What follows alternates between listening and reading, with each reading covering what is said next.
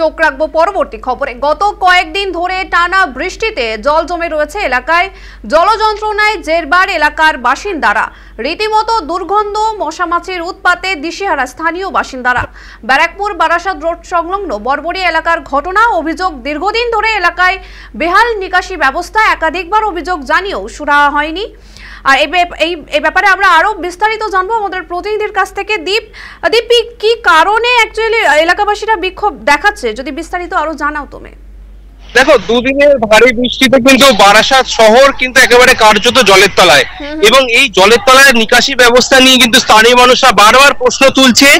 আজ যেমন একটু আগের ঘটনা, বারাসাত 4 নম্বর ওয়ার্ড লোকনাথ সরণি এলাকায় কিন্তু ব্যাপক জলযন্ত্রণায় ভুগছে এলাকার মানুষজন। তাদের দাবি যে রাস্তার পাশে যে হাইড্রেন রয়েছে সেই ড্রেনের জল কিন্তু সরণির মধ্যে ঢুকেছে এবং বিভিন্ন বাড়ি সেটা কিন্তু জলমগ্ন।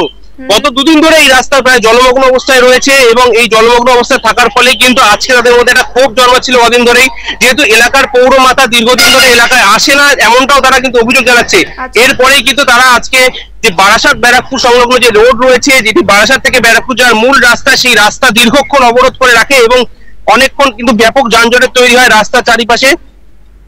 দত্তপুকুর থানার পুলিশ ঘটনাস্থলে আসে, বারাসাত থানার পুলিশও যায়, যেহেতু দুটি একেবারে বর্ডার এলাকার রাস্তা, সেই জন্য দু থানার পুলিশই আসে এবং কার্যত প্রায় 1 ঘন্টার প্রচেষ্টায় সে রাস্তা অবরোধ তুলতে পেরেছে। কিন্তু রাস্তার পাশে কিন্তু এখনো স্থানীয় মানুষরা দাঁড়িয়ে বিক্ষোভ দেখাচ্ছে যে তাদের বাড়ির মধ্যে কিন্তু একেবারে হাঁটু সমান, কোনো কোনো বাড়িতে বুক সমান পর্যন্ত জল।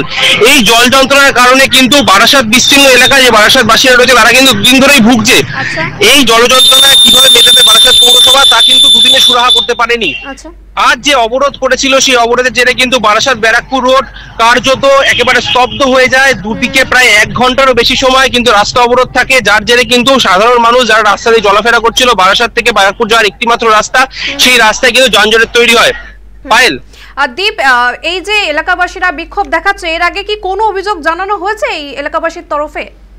দেখো, এলাকাবাসীদের যেটা অভিযোগ, তারা দীর্ঘদিন ধরে কিন্তু পৌরমাতা যিনি রয়েছেন তাকে কিন্তু বারবার জানিয়েছে, যেহেতু বারাসাত পৌরসভার 4 নম্বর ওয়ার্ডের লোকনাথ সরণি এই অঞ্চলটায় মূলত জলমগ্ন অবস্থায় রয়েছে, এবং তাকে কিন্তু পৌরমাতাকে বারংবার জানানোর পরেও তারা কোনো সুরাহা পায়নি। এবং তারা যেটা জানাচ্ছে, এই সুরাহা না পাওয়ার ফলেই কিন্তু তারা আজকে বারাসাত ব্যারাকপুর রোড অবরোধ করে এতক্ষণ অবরোধ করে রেখেছিল, এবং এখনো কিন্তু তারা বিক্ষোভ দেখাচ্ছে গলির মুখে। ঘটনাস্থলে কিন্তু বারাসাত থানার পুলিশ রয়েছে এখনো পর্যন্ত স্থলে, কিন্তু এখনো পর্যন্ত পৌরমাতাকে কিন্তু এই স্থলে দেখা যায়নি, যার ফলে কিন্তু ক্ষোভ আরো তৈরি হচ্ছে সাধারণ মানুষের মধ্যে।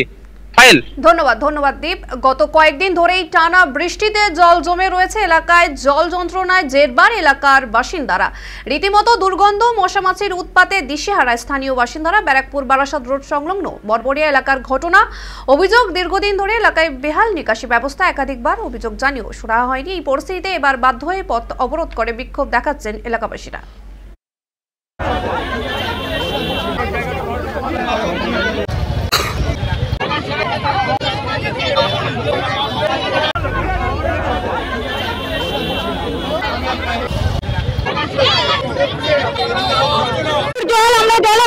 আমার বাড়িতে পুকুরটি জল, আমার বাচ্চা পড়াশোনা স্কুলে কিচ্ছু যেতে পারছে না।